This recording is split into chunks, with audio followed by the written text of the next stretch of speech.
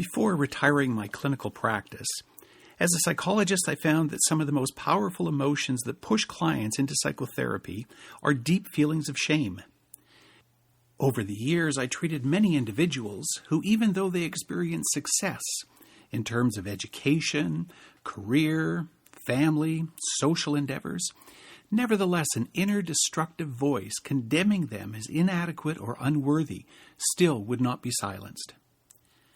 These shame-toned feelings, or what Dr. Tara Brach calls the trance of unworthiness, can be heard in many different ways. See if you can hear yourself in any of these examples. I sometimes feel as if I am a fake. It is only a matter of time until others discover that I am a fraud. I feel inadequate. I seldom feel as if I am up to what is expected of me. I feel inferior to other people I know. I feel as if I will never be acceptable, no matter what I accomplish. No one will love me if they know who I really am. When individuals persistently replay these negative self-judgments, it is most likely that they have touched upon feelings of shame. These shame feelings are very powerful, that can color and distort an individual's experience, which result in the world feeling like a very frustrating and frightening place. As one of the early researchers on shame, Gershon Kaufman, concluded, "Shame is without parallel, a sickness of the soul. It is a violation of our essential dignity." Now, to be clear about what we are talking about, there needs to be a distinction between feelings of shame and those of guilt. These two feelings can often seem quite similar, which makes it confusing to not only experience them, but also to understand them. In theory, though, the differences between shame and guilt is quite clear. We feel guilty for what we do. We feel shame for who we are. In other words, a person feels guilty because he did something wrong, while a person feels shame because deep down inside, he believes that there is something wrong or defective in him. While in theory these two feelings are distinct ones, in reality they are often melded together and seem fuzzy. For example, you can feel guilty because you have told a lie. However, your inner dialogue continues and then concludes that because you told a lie, you must be a worthless and inferior human being who is incapable of acting in any other way besides being deceitful. It is this larger and more derogatory interpretation of your actions, which involves a negative assessment of your core being, that is the underlying shameful feeling. To be clear, individuals feel guilty about their wrongdoings, while they feel shame about the very essence of themselves. One important way to make a distinction between guilt and shame can also be understood in our reaction to them. Guilt usually arouses a need to make a confession and to be forgiven in order to erase the transgressions that you have committed. Shame, on the other hand, often brings up a feeling of wanting to hide or withdraw from others. As Jungian analyst Mario Jacobi notes, someone filled with shame would like to force the world to look away in order to keep his shameful situation from being seen. If he could, he would put out the condemning eyes of the world, but short of that, he can only wish to become invisible.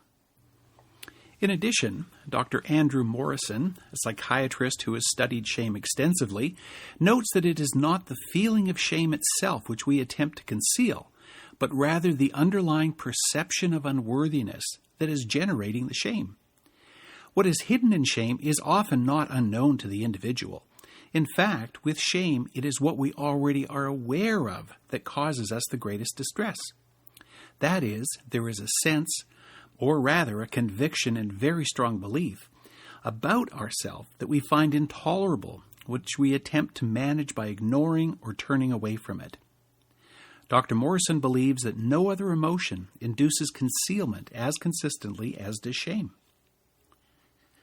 But why are these feelings of shame so powerful in our lives? Gerhard Piers, a psychoanalyst whose work pioneered the current psychological interest in shame, says that behind the feeling of shame stands fear of abandonment. Fear of abandonment. Dr. Louis Smeds, who is a professor at the Fuller Theological Seminary, summarizes, "Being accepted is the single most compelling need of our lives. No human being can be a friend of herself while at the edges of consciousness she feels a persistent fear that she may not be accepted by others. Not accepted by what others? By anyone important to us, who may size us up and find us wanting. Our parents, our colleagues, and bosses, our friends, and especially ourselves." It is important, however, to make clear that to this point we have been talking about unhealthy shame. That is, a feeling of unworthiness or inadequacy that is not based in reality, and one that we do not deserve to feel. However, there is another face of shame, which is in fact an important emotion that we do need to attend to. This has been called healthy shame, and is aptly summarized by Mario Jacobi, who writes, "Shame exercises an essential function. Without shame and the restraint it imposes, even the most rudimentary form of civilization would be unthinkable. Shame is a highly complex phenomenon, promoting the individual's adaptation to collective norms and morals no less than the protection of his privacy. In this respect, shame can be likened to a border guard who punishes those who overstep a particular moral code's sense of dignity and respectability. Transgressions of such borders offends good morals and can result in social sanctions, or at the very least, a certain loss of face." So it is not this healthy shame that needs attention in a therapeutic manner. Rather, if we extend Jacobi's border guard metaphor, it is the unhealthy shame that is like a corrupt border guard who denies crossings because of false accusations and unproven beliefs. That's what needs to be addressed. The false sense of self, based on your underlying shame feelings and beliefs, is the focus of psychotherapy intervention. From a Jungian psychology perspective, the years of infancy and early childhood are critical for the initial unfolding of individuality. It is during these years that the balance of self-esteem facilitation versus self-esteem interference lies so completely in the hands of the caregiver. Therefore, if there has been a stunting of positive beliefs and incorporation of false or misperceived beliefs regarding your self-esteem, it usually has its roots in these early phases of your life. The exploration of these early years is therefore often a necessary and important component of the therapeutic process. However, it is important to note that the attention spent in therapy exploring your early years is not undertaken as an intellectual exercise, nor as a witch hunt to lay blame on others. Rather, it is an attempt to provide you with an opportunity to understand the effects of these early interferences and to begin forming an attitude that will facilitate the process of a more realistic unfolding of the individual that you truly are. Old, fixated beliefs and interaction patterns can then become more pliant and the threshold of shame more flexible. The shame that individuals feel with others, and more importantly within themselves, becomes less intense and interfering. One of Carl Jung's most important insights, and which is relevant to this discussion about shame, was his distinction between perfection as opposed to completeness or wholeness. Now, perfection, by definition, excludes many aspects of human existence, such as those that are shadowy, dark, flawed, and imperfect. Wholeness, or completeness, on the other hand, involves accepting all of who you are, which includes your limitations, impotencies, and inadequacies. Or as the great cultural commentator Clint Eastwood would say, to accept the good, the bad, and the ugly of who you are. Buddhists emphasize that suffering comes about through our non-acceptance of our situation, of who we really are. Dr. Andrew Morrison notes the unfortunate outcome of trying to ignore all of who you are, to try and ignore your humanness, when he writes, "Much of human misery stems, I believe, from the gap between what we wish to be, or think we should be, and what we believe we are. This gap, influenced by the large S of our aspirations on the one hand, and the lowliness of our own self-image on the other, is the breeding ground for shame."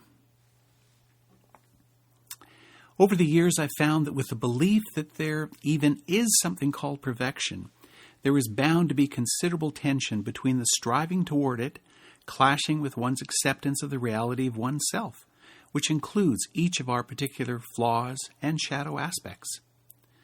Mario Jacobi concludes, "A course of psychotherapy may help to ease some of the tension between my wish for perfection and my acceptance of the inadequacy of the real me.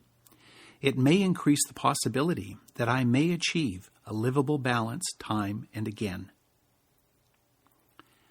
Treatment protocol.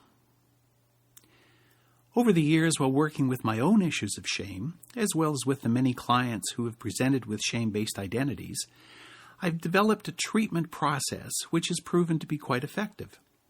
There are 4 steps which I found to be important in transforming one's shame-based beliefs. The first step is awareness. While it may sound trite, it is critical to first be aware when shame-based feelings have actually been triggered. Since these feelings have likely been within for so many years, this can take some work in order to identify when shame, as opposed to other emotions, has been activated. One of the most effective ways to do this is to use the body to inform what feelings are being felt.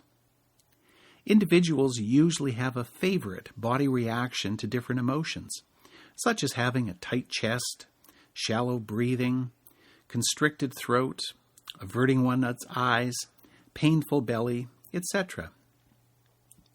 While these body sensations can be associated with a number of different feelings, it requires an individual to be curious as to what their body is presenting when shame-based situations arise.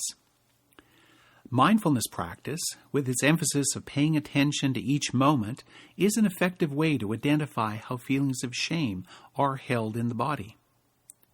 The body then becomes, euphemistically, the red warning light on the dash, indicating that there is something going on inside that needs some attention. When shame is being identified as the emotion in play, then one can move on to the next step. The second step is compassion, and specifically self-compassion. Since shame-based feelings likely initially arose during early childhood years, it is important to understand that when they are activated in the present, you are not operating on an adult emotional level. Rather, at that moment, you are more emotionally feeling like a young child. While this may not sound rational, it is how our emotional life operates. To be clear, at the moment that shame occurs, you are emotionally feeling as you would as a child.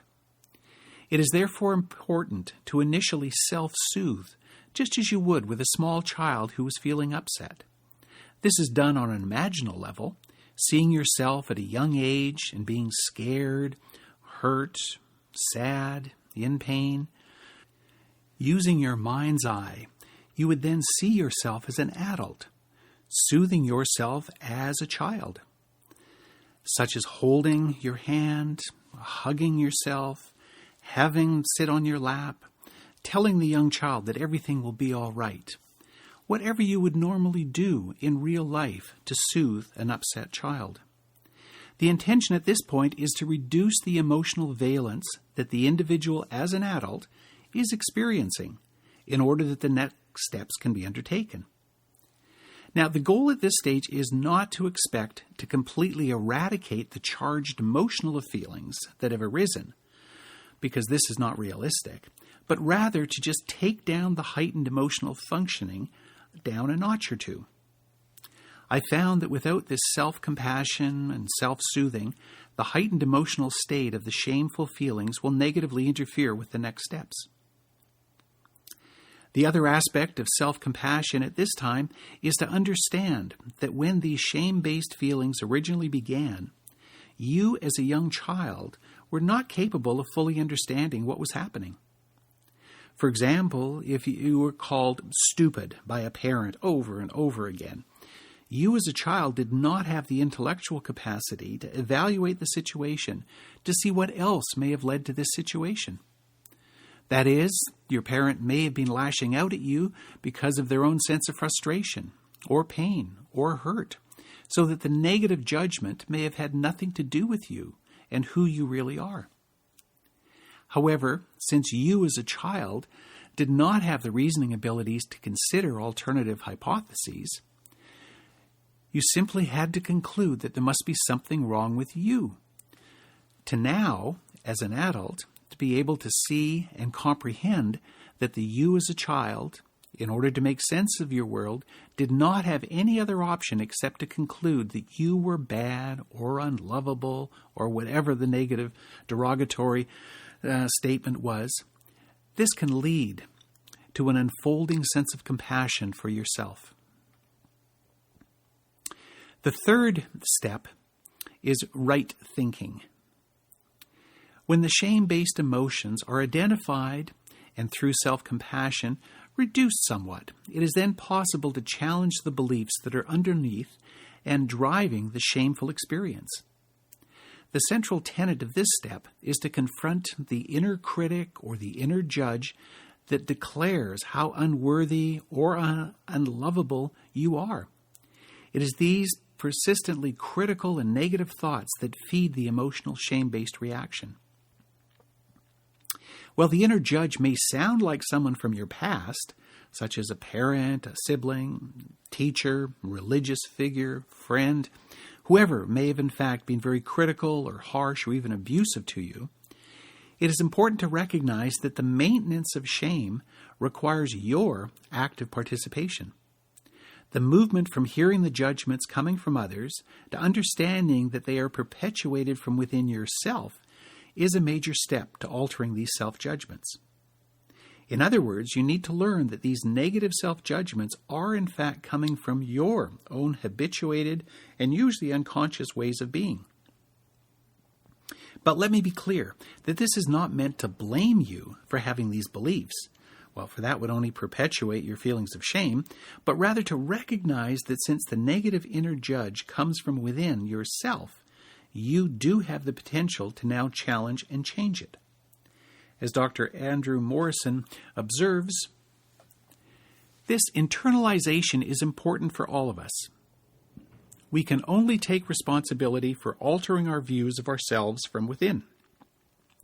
Then we are the architects of our self-images, rather than leave the tasks to others, whose perceptions and judgments we expect to be even harsher than our own. We therefore take charge of the possibility of becoming more self-loving. When you listen to your self-judgments, it will become clear that there is usually a theme that you play over and over again. This core belief system can focus on any aspect of yourself, such as your intellectual capabilities, your physical attractiveness, your morals, your capacity for intimacy, etc. No matter what the specific attribute under attack, the repetitive conclusion is that you are deficient or lacking in one or more of these areas. The bottom line is you are not okay. Now, the key to working with the inner judge is to recognize that the judge's pronouncements are of a generalized nature. When you listen clearly, you will notice that the judge will declare that you're always stupid, ugly, immoral, weak, you fill in the blanks, whatever else it's going to say. Or the judge is going to say, you're never good enough, sexy enough, smart enough, lovable enough, whatever, you fill in the blanks. They're always talking in the generalities of always or never. Now, just as a lawyer during cross-examination of a witness needs to pick holes in their testimony, it is now important for you to challenge the judge's overarching and generalized negative declarations. This requires an examination of your previous experiences to be able to point out that the judge's pronouncements are false, because you have in fact acted or thought in ways counter to what is being proposed. For example, if the judge declares that you are never smart enough, you need to counter with, well, that's not true. I did finish high school. I did successfully complete my apprenticeship program. I've been able to live within my budget. I've been able to take holidays each year. I have applied for a supervisor's job. The key in challenging the judge is to take inventory of actions, behaviors, and thoughts that counter the judge's general declarations. One of the trickier aspects of this step, though, is that some of what the judge says is most likely true. Who can say that they have always made the absolute best decisions in each and every situation in life? That they have always been considerate or always been loving? I know that I can certainly not claim that level of perfection, but this again highlights the need to seek an acceptance of our wholeness or completeness as the flawed human beings that we all are, rather than even attempt to become perfect. The effective way to refute the judge's declarations is to not accept that we are always or never one way or another.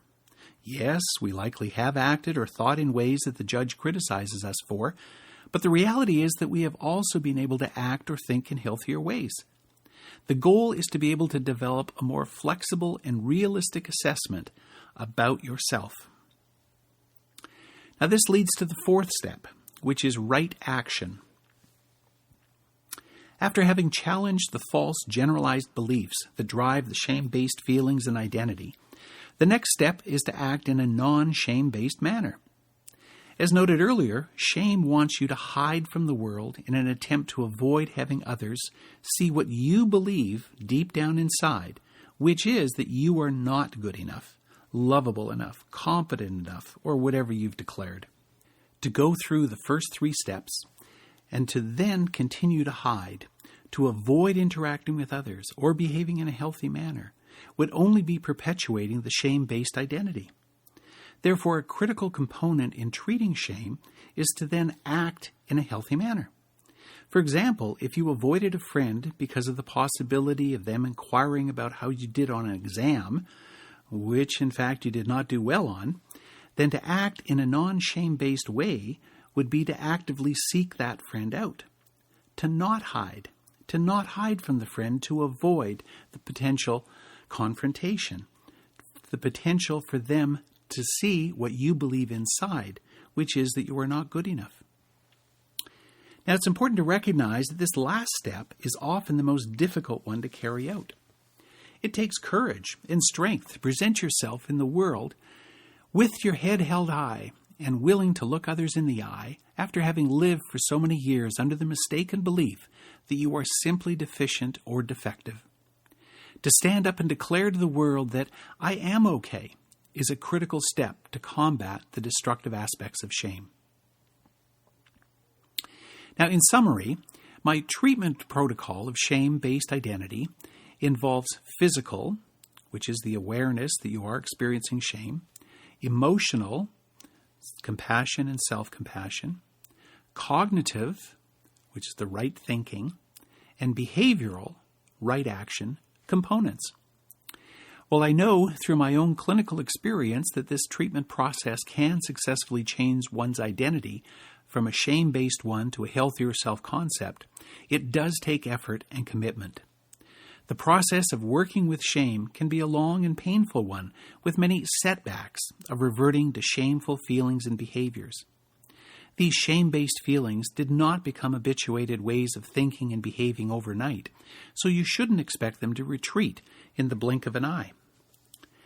I've found that the practice of mindfulness is a very helpful partner in changing your inner beliefs and experiences, to learn to be able to hold and be with challenging and often painful feelings such as shame, and to also change your relationship to whatever you experience through the attitudinal foundations offered by mindfulness, such as those of acceptance, non-judging, trust, patience, and letting go.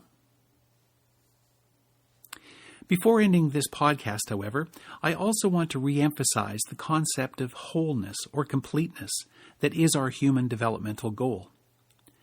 This goal demands of us that we embrace all of who we are, which includes not only the guardian functions of healthy shame, which we do need to be aware of, but also those feelings or thoughts of inadequacy or unworthiness. The unhealthy shame thoughts are simply never going to completely evaporate, though.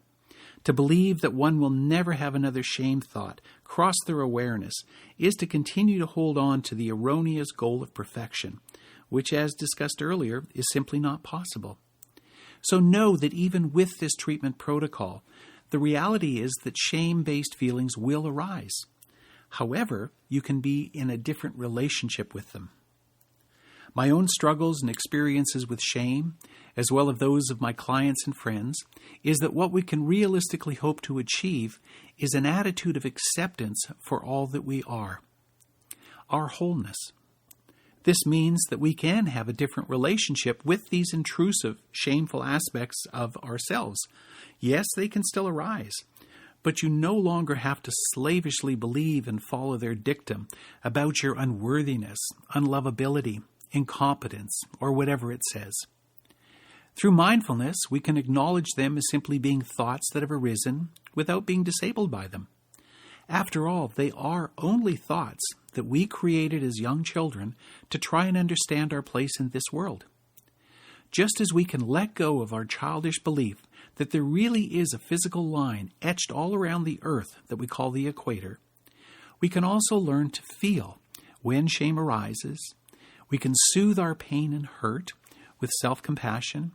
We can challenge the erroneous beliefs that perpetuate the myth of unworthiness, and then act in a non-shame-based way. One interesting summary of this different attitude, and one that I had to struggle to understand, is contained in the theologian Paul Tillich definition of grace. Tillich says, "Accept the fact that you are accepted, despite the fact that you are unacceptable." Now let me play that again. Accept the fact that you are accepted, despite the fact that you are unacceptable. Or, as the Zen master Suzuki Roshi put it, you are perfect just the way you are. And you could use a little work.